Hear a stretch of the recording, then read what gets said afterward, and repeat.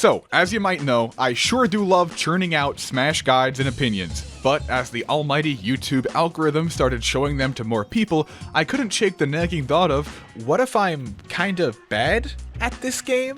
Like, I hadn't competed since May, and a lot happens in that time. What if I'm kinda ass? I'd been practicing a lot, but without tournaments, how was I to know I wasn't giving the Smash equivalent of boomer job advice? So I hunkered down and brought my Guy Fieri MII BRAWLER to DNA, an online event hosted by Master Hand Gaming, and I ended up taking a whole lot of poor, unsuspecting people straight to Flavortown. Now don't get me wrong, this is only one tournament and it was only about 100 entrants. It doesn't mean much in the grand scheme of things, so I'm definitely not saying I'm Smash Jesus or anything. That's by me, Sword Fighter. But stick around and I'll show you some spicy plays and maybe even explain the mid-tournament thought process of all three of my brain cells. So, first off, I had to fight Shisto, who played Young Link, and usually, after you have a certain amount of experience, you expect to beat the first opponents you fight in bracket. You start to feel entitled to the win. And that's something that can be used against smug tryhards like me, because notable players don't win because they're notable. They're notable because they win. Nothing is guaranteed. They make mistakes, they have habits, and they get frustrated. So if you're new and on the rise, and you fight someone who's seated high in a tournament, do not be scared. They are scared of you. When you take the lead with a double projectile kill confirm into up air, I'm the one chatting myself. I hadn't heard of this guy, and he was schmoovin'. I managed to win, but it was a really good set, so shoutouts to Shisto. After that was Lamb, who played Isabelle, but I wasn't too worried because in the past my friend Angel traumatized me with Lloyd Trap to the point that I practiced how to beat it for hours. But this is why I love Smash, right? If you really, really hate a weird special move, there's a good chance you can just nullify it with experience because, and I cannot stress this enough, this game doesn't work. It is held together by Elmer's glue and Sakurai's raw willpower. Look at this. I just landed on top of Lloyd and nothing happened. Again. And again. Hey, isn't the move supposed to, I don't know, hit me when it hits me? What's up with that? Oh yeah, it's because this game doesn't work. Next I had to play Alan Dis. He was a Snake player and he was really good, but he lived 2,500 miles away from me, and I'm not doing that with Brawler because Snake in lag is a war crime. So I went Ness, who gets to eat C4 explosives like Pop-Tarts, thus preserving my tourney run and my sanity. By the way, if you're wondering how I knew my opponent played Snake, that's because I'm human filth. Smash.gg, the main website for Smash tournaments, lets you see which characters people are using for sets. Now, I'm not saying that if you see they play a character you struggle with, you should thoroughly research your opponent and study their matches before you fight. That would be scummy. But no, yeah, you should totally do that. It's not against any rules. Go ahead, sue me. And the thing that makes this so good is that people are dumb, really dumb. And this isn't even like a, oh, other people are stupid thing. No, that's a big we. I am stupid. If you went back 4 months and watched footage of me playing and found a mistake, there is like a 90% chance I am still making that mistake. Because the human brain was not designed to play Super Smash Bros. It evolved to scavenge for food and smack rocks together. Our Smash play is riddled with stupid mistakes and human error. That's why I study people's matches so that maybe my stupid will beat their stupid. Next up was top 16, so I had to get my big boy pants on. And right out of the gate, the top tiers were coming out. I fought White Nova, a Palutena whose sources were telling me was actually a Ganondorf main with a strong Palu secondary. I am very experienced in that matchup, so I had a feeling I could win, but unfortunately, Smash isn't anime, and believing in yourself doesn't guarantee victory.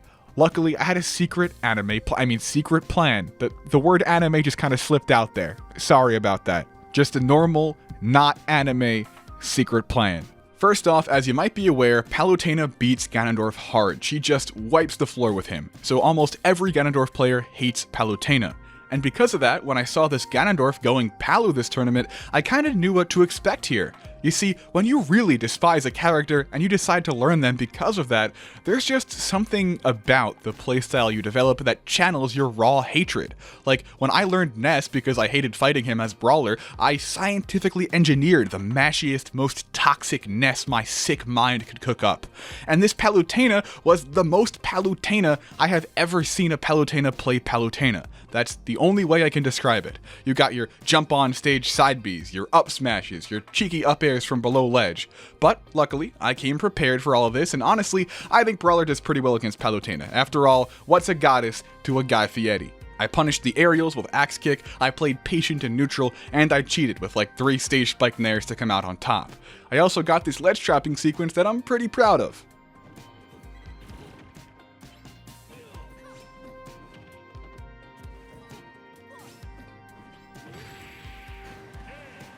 Next, I had to play Null's Min Min. I'd heard of him before and I was a little bit terrified because I fear the Noodle Woman. During Game 1, Null proved my fears were justified by kicking my ass. It wasn't even close. I died at 30%, I couldn't do anything in neutral, and I felt like a big dummy.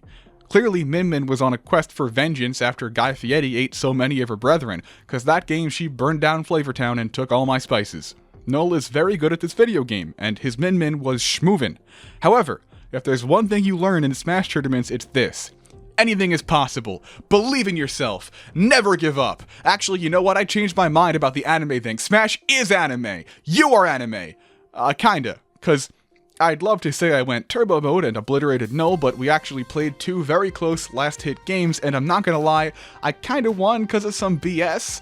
Guy Fieri literally kicked a giant ball of metal and somehow his foot just won? I'm not complaining, but sometimes a set is just in Sakurai's hands and you can't take too much credit. Still, I survived. After that, I was in Winners Finals and had to fight Beast. Now, Beast is one of the best Pokemon trainer, or rather Charizard mains out there, and I actually know him from Philadelphia offline tournaments. He's a really fun person, and I was happy to play him, but I suspected this might be the end of Guy Fieri's Winners Bracket life, because I had never beaten Beast before in Ultimate. See, as the Philly Smash scene knows quite well, when Beast hits you, you die. You just die. Charizard back throw back air, Charizard tech chase flare blitz, Charizard back throw, why did he just die at 30? And when I play Brawler, sometimes I struggle to take stocks before they get to high percents, so I end up just whacking the lizard around until he turns red, enters stage 2 of the boss fight, and annihilates me. However, I did have a secret weapon this time, Flashing Mach Punch. It's a useful neutral special that lets me get kill confirms off of up air, which is easy to land versus heavies, which means I have a way to kill characters like Charizard before they start cheating. So I could practically hear my anime theme start to play as I jumped into Game 1 and lost. I won Game 2, that was pretty cool. Then I lost Game 3. It was best of 5 though, so I had one more shot. And I lost again. And it wasn't even like a cool loss. I hit the self-destruct button at 0%. It hurts. Oh, that is just unfortunate. Newly cast into the losers bracket, I had to win one more set to earn the right to face Beast again, and after losing in such an embarrassing way, I really wanted the chance to redeem myself. I thought I was gonna have to play Null again, bracing myself for another tough set versus Min Min. So when I saw that Null lost to a Kirby, Jja, I was confused but relieved. After all, Kirby is bad and easy to deal with. But then I thought, Min Min lost to Kirby. Isn't that like a bad matchup? But the Min Min was as good as me, so logically speaking, the Kirby would have to be... It's like a worse off version of storing XK.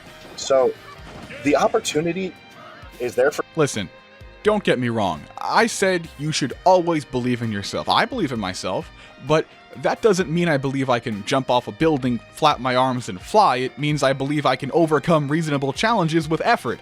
And beating this terrifying individual's Kirby as Guy Fieri is not something I found reasonable. The word Kirby side used to be a joke to me, an easily avoided gimmick that only casuals fell for. But let me tell you, the truly twisted mind of Jja has elevated Kirby sides into an art form, and Guy Fieri was the canvas. So I did what any self-respecting tournament player would do, and I cheesed him with a bad matchup. I went like Colonel Sanders Meat Gunner, and I played the campiest, spammiest, most boring playstyle known to man. Yeah, it might have hurt my MII Brawler pride a little, but certainly not as much as 2 more games of Kirby-inflicted suffering would have. Anyway, thanks to MII Gunner, who can hit ledge easily, pressure opponents from a distance, and escape the corner with ease, defeating Kirby is as simple as selling your soul. And even then, Jja was punishing like everything. Every little opening I gave him, for every inch he took a mile. He grabbed me once during game 4 after getting walled out for 80% damage, and he killed me at 0. He played disturbingly well in one of the worst matchups in this game. It was like watching Mozart give a concert with a plastic kazoo, and I'm the one who forced him to use the kazoo. And then, after all of this was said and done, he was really nice about it and said GG's. I almost felt guilty, but luckily, MII players don't experience remorse. Taking their time, and the shot comes through and finds the mark. And with that, it was finally time for the rematch with Beast. Now, while I was waiting to play in Loser's Bracket, I studied my set with him.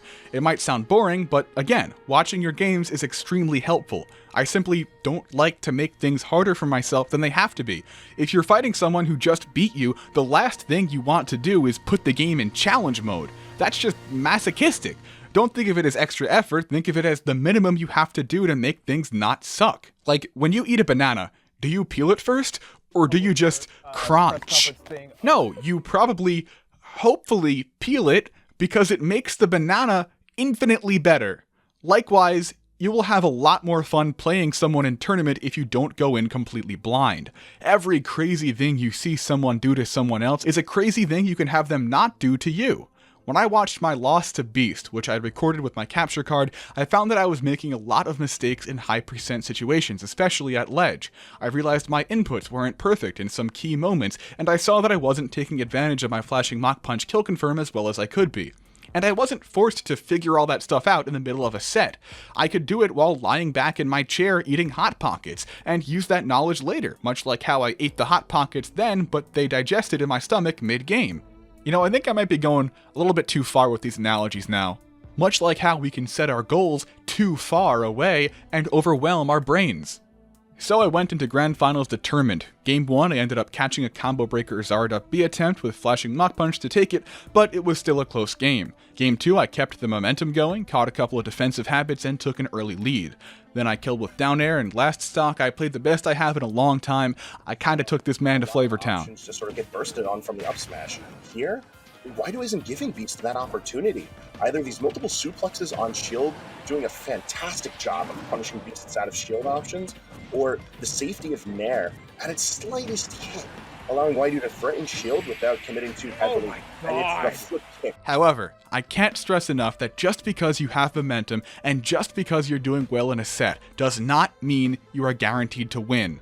I changed my mind again, and you are not an anime character. In fact, having thoughts like I should win this or this is my tournament is the easiest way to guarantee you get reverse 3-0'd and put in somebody's combo video. Especially when I was just starting to reach late bracket in tournaments, I lost so many times because I got cocky or counted my smashed chickens before they hatched. Every single time your momentum lessens, you risk taking yourself out of the game and swinging it the complete opposite direction. So, going into Game 3, I treated it as if we were playing a 1st to 10 and just thought about ways I got hit and what I could do better. Sure enough, Beast played well and it turned into a scary last hit situation that easily could have turned into a reverse 3-0 if I'd lost composure. But I just barely won and reset the bracket. And strangely enough, there is another scary situation to be in. You came back from losers, fought your way through the first set of Grand Finals, and now the score is reset. There's a few reasons why things might not go so well for you from here on out. First off, you've been playing set after set to make it into Grands, while the person in winner's side has probably just been sitting around scoffing at the loser's bracket peasants so they aren't as warmed up. In set 2, that advantage might disappear. Second, most players tend to tune out a bit when they see they're about to have the bracket reset on them. They know that losing the set isn't the end of the world, and even if they lose, they'll be on a level playing field. Finally, there is no guarantee that the player you fought in set 1 will be the same player in set 2. Strong opponents have tons of different playstyles and strategies ready to use at any moment, and you never know if they'll go into the next set swinging with a game plan you aren't ready for and kick your ass. So I entered set 2 with the mindset of observing Beast's strategy rather than just assuming I knew what he'd do. Sure enough, he came at me with a more patient style and adapted to a bunch of my shitty gimmicks. I could only hope I had patience to match and enough shitty gimmicks to last the full set. Game 1 was last stock, last hit, but unfortunately he missed a side B and SD. Though if this thing landed, let me tell you, that would have done some mental damage and been very hard to recover from. Game 2, same tense last hit situation. Beast took my first and second stocks before I took his, but I got a cool combo and took a lead Game 3. Something fast, but meanwhile, Whitey's out here just comboing him left and right and almost stealing the stock for it. It's a rough go.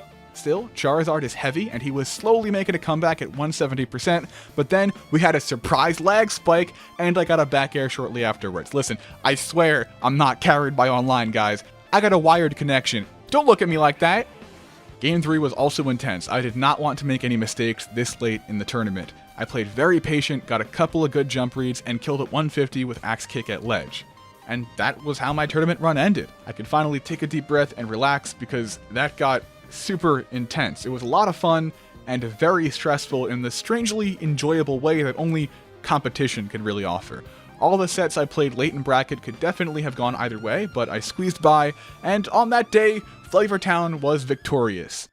So thanks for watching. Be sure to like, comment, subscribe, and remember that new episodes of Diners, Drive-Ins, and Dives premiere each Friday at 9 p.m. Eastern Time on Food Network.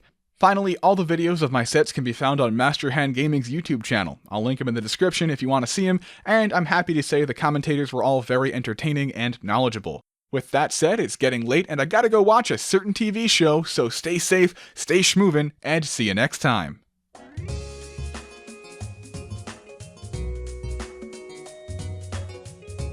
Guy Fieri.